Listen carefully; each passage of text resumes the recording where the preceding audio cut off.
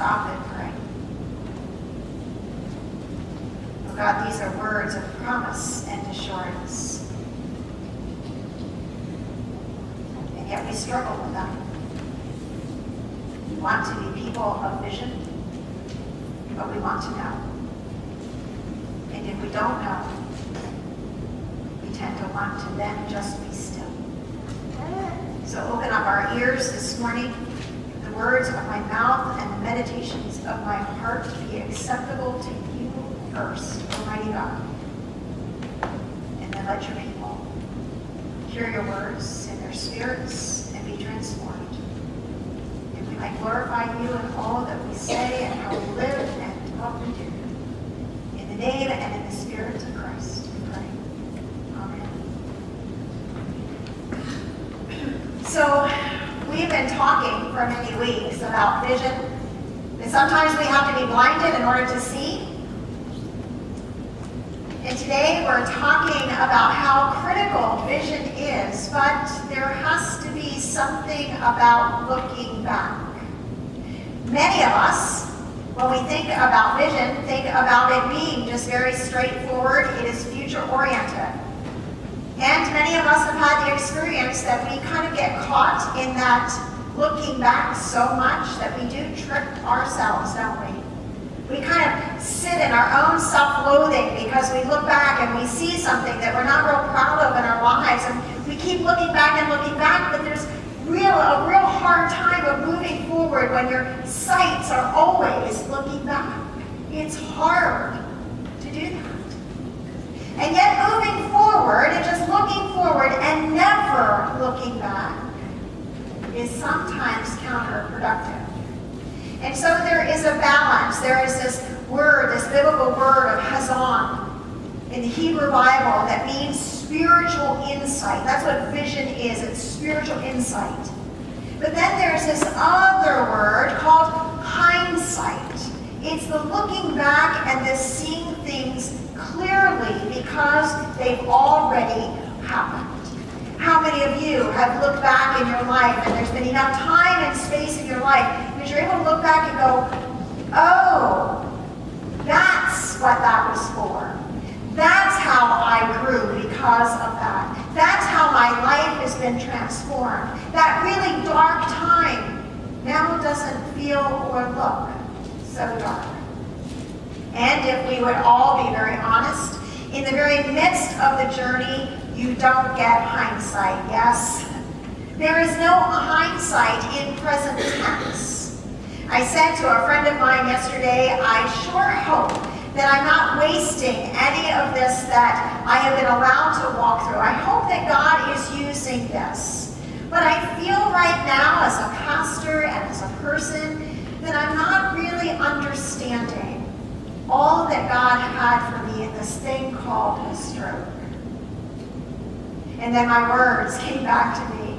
And I realized that 3 months is just too soon to start to evaluate what it is that God has for me to learn and the spiritual wisdom that I'm going to get and the empathy and the compassion that I'm going to feel. It's just been a short time. When I look over my shoulder, I don't see clearly yet. But yet is a biblical term. For Paul tells us that we see in a glass darkly, but at some point we're going to see clearly, we're going to see face to face. And that only happens in hindsight. So what happens if we're always looking back and we don't move forward? Well, let me give you some examples. Many of you have watched Seinfeld for 9 straight seasons. But when Seinfeld first aired and the test community watched Seinfeld, here was the reaction. The show was rated just fair. Jerry was met with a warm reception, and George was considered to be a win. They never thought that this series would ever make it, and yet 9 seasons later, what if the directors of that series said, we heard the news, it's present tense and future tense, we're done, pull it. Another example, in 1876, do you know that Western Union looked at the telephone and they said the phone has no value and it has too many shortcomings that it will never work? Today I might agree with that. In fact, as I watched the newest advertisement for the 8 and found out that it was close to $1,000, maybe it would do us some good to put our phones away until they lower the price. Do you know that Decca Recording in 1962 heard the Beatles and they said they'll never make it. Guitars are on their way out and we don't like their sound. Can you imagine if the Beatles would have listened to that and not moved forward with some vision? Lastly, Dr. Lee Forrest, who is the inventor of the TV, in case you needed that trivia, said this: man will never reach the moon, no matter how far they excel in science. Man will never reach the moon. Well, what if NASA said, well, we heard it from a scientist, and so we're done? You see, we do need vision to move forward, but we also need hindsight to appreciate where we've been so that we can have the faith and the trust to live in this day, in this moment, and to push forward. It would be very scary if we didn't learn from our lessons. Can you think of the biblical figures that would not have looked back and been transformed by what it is that God was doing in their life? Abraham was asked to go from his family and his land and to go into unknown territory. Now, Abraham did not have the hindsight. He didn't have 20/20 vision to say, oh, great, I know everything's going to be fine because I can see way ahead of me. He did not know that. And yet, he trusted in the one who did, and he moved forward. Moses had a life being raised as a Jewish person in an Egyptian culture, got angry with an Egyptian and killed him, ran for his life. Did he have clarity? Did he have hindsight vision at that moment to know what God was going to do and was doing in his life? Oh, no. So we have to be really, really careful, folks, not to take these biblical heroes and put them so high on a pedestal that we don't understand that they were human. And at the time that they were journeying this, they didn't know the future. They didn't know the end of their story. And so I can imagine as Moses was going into the wilderness and he was running, he probably was saying, God, is there any good to this? Like, I don't understand. I can't imagine that you could use this. And yet, we who have hindsight in Moses' life know that God did. And God directed Moses right back in the very birthplace to free God's people. And we can appreciate the hindsight of that life. David, a confidant to King Saul, and then hunted by that same man because of spiritual and emotional illness, runs for his life, anointed to be the very next king before this king is even dead.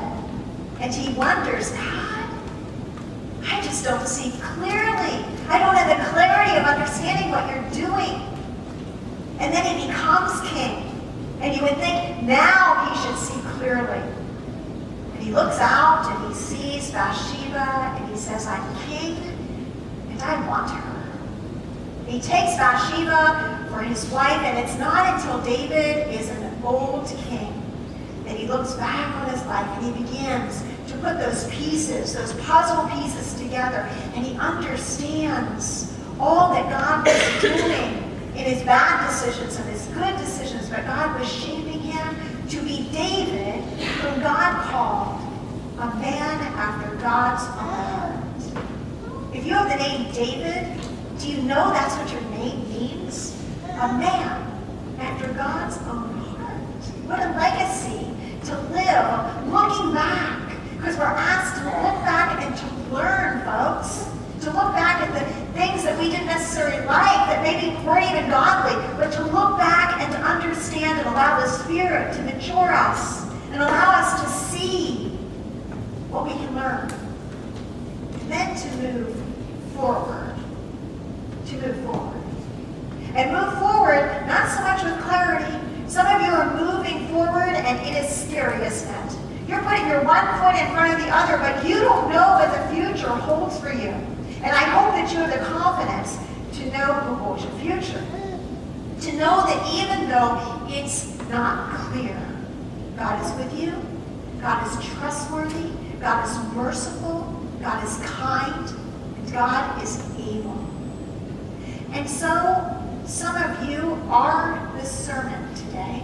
I'm going to ask if you have a cardboard testimony that you prepared, and you'll just meet Jess over here at the door. She's going to take you so that you're ready to go. These people that are standing up, I just want you to look at them and just pray for them.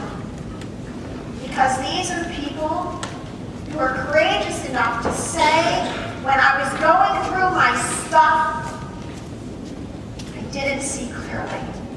It was muddy. I didn't understand it. I still don't understand it. But I understand that God is in it. And that God will cause all things to work for good. Because I love him. And I'm called according to his purpose. There's a little girl that was musically gifted. And so she tried out at the Academy for Music in her early teens, and they found her to be sensational. They wanted to accept her in the Academy, but the judges looked and they noticed that her wrists were very stiff playing. And they said we would accept her without any reserve, but we're noticing this stiffness in her wrist. And we're a little concerned about what her future might hold as a musician. So they said maybe it is her piano. And so they said to this young teen, they said, we'd like to come to your home and we'd like to look at your piano so that we know what might be going on, that we want to look so that we can propel you in the future. And she said, no, that won't be necessary. Honest, it won't be necessary. But they ignored her. And they went to her house and they knocked on the door and she wasn't there. Her mother was there. And the mother said, gentlemen, come in. And they said, well, we're just here because your daughter has an amazing talent and we want to propel her. We see a vision for her, but we'd like to see the piano. And the mother said, we don't own a piano.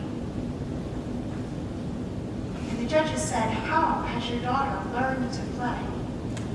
And the mother said, well, you see, she saw someone playing at a concert one night and we don't have the money for a piano. And so she took our ironing board and she turned it upside down and she drew the keys on our ironing board. And she has been playing the ironing board ever since. She has vision. She has vision. And God is asking you and God is asking me to have vision for the moment.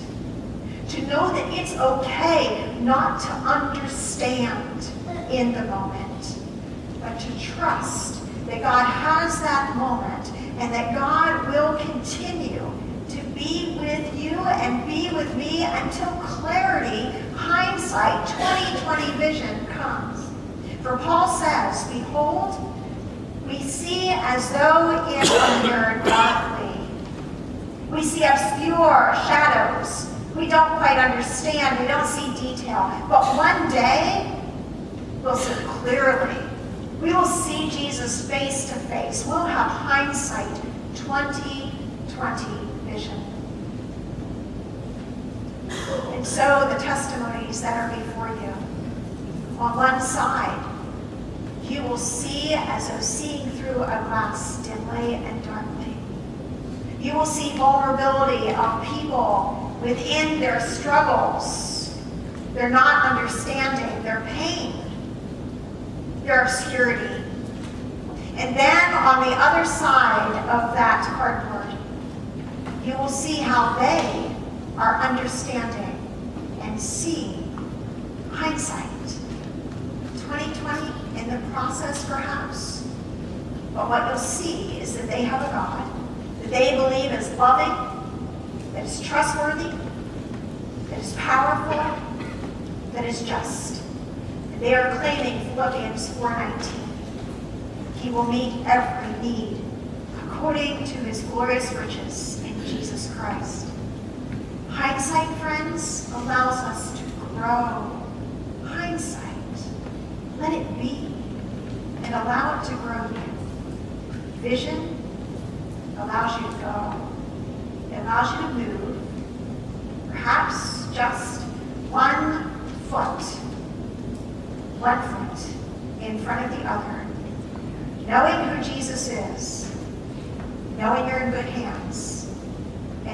hindsight is coming.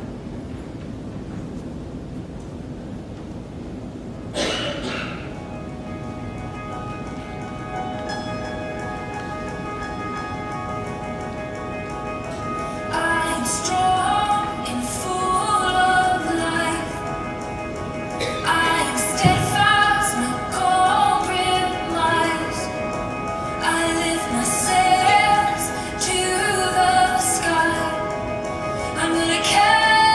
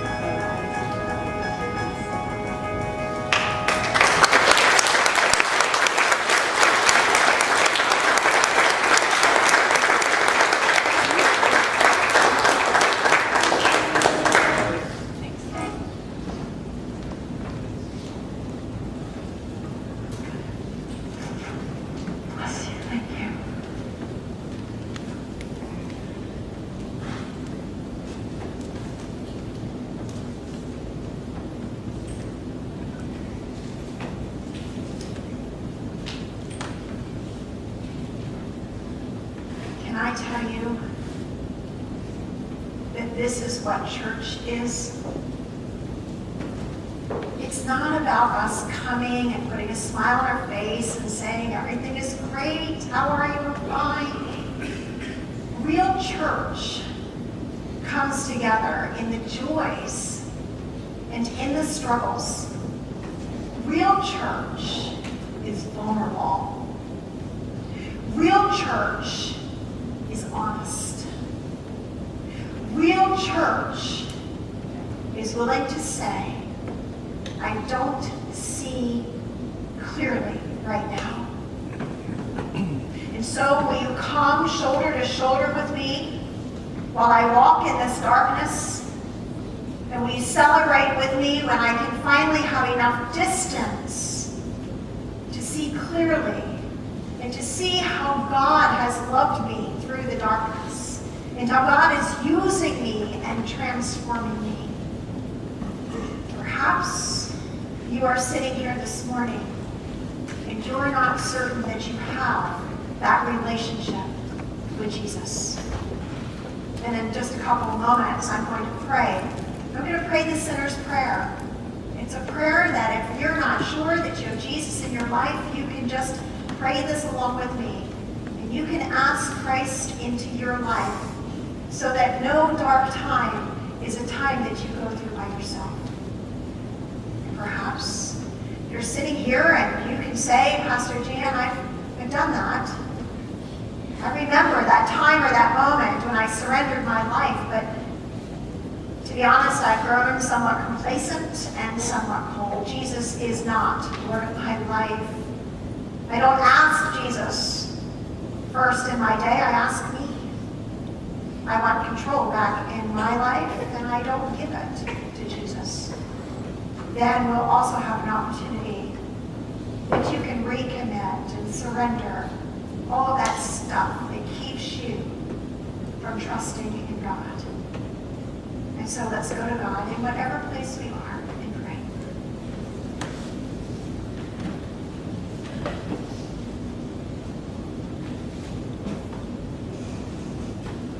Oh God, for those that are not certain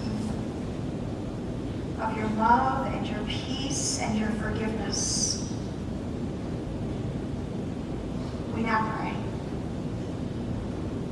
Lord, I know that I have taken control of my life. I am the Lord of my life. But this morning, right now, I understand that I cannot do this by myself. I cannot be God, for you are the only God.